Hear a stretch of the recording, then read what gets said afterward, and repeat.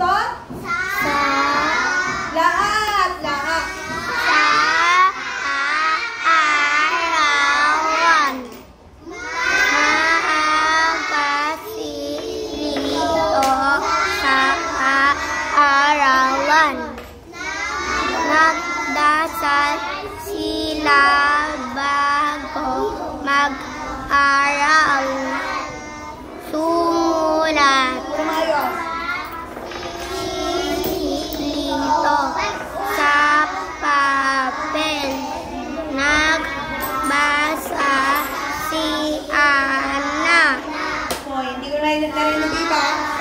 Masayang araw sa paaralan. Okay, tanong ko kung natanda ninyo ang ating pinag-aralan. Ano-anong salitang kilos ang nakita ninyo dito? Nagbasa. Very good. Nagbasa. Ano pa? Agsulat. Nagsulat.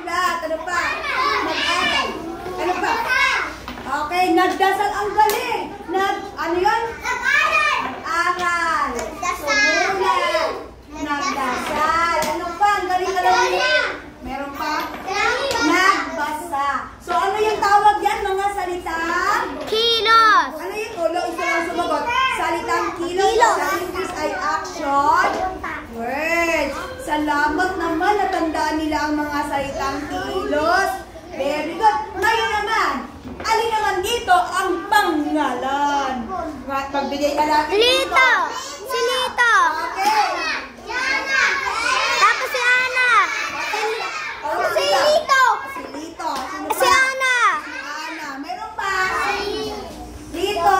Anong pangalan nito? Pantangi, pambala na. Lito. Pambala na. Pantangi o pambala na ang Lito o Ana? Pambala na. Up. Bakit pantangi? O doon sa Lito at Ana na sinabi niyong pangalan, alin pa ang pangalan? Dito, ano nga ulit ang Lito? Pangalan, pantangi, pambala na. Pagtangi. Ay, sagot kayo sagot. Lito at Ana ay pangalan pan? Tangi. Pantangi. Pantangi. Tiyak na pangalan niya ng tao eh. Okay. Bukod sa Lito at Ana, alin pa dito ang pangalan?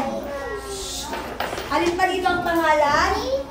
Meron pa. May lugar dyan. Meron pa. May lugar. Paaralan. Ano yan? Paaralan. Okay. Paaralan ay pangalan. Pangalan pantangi, pambala na. Pangalan Pagtangi. Pambala na. Hindi yan totoong pangalan ng para. Kaya ito ay pambala na. O, meron pa.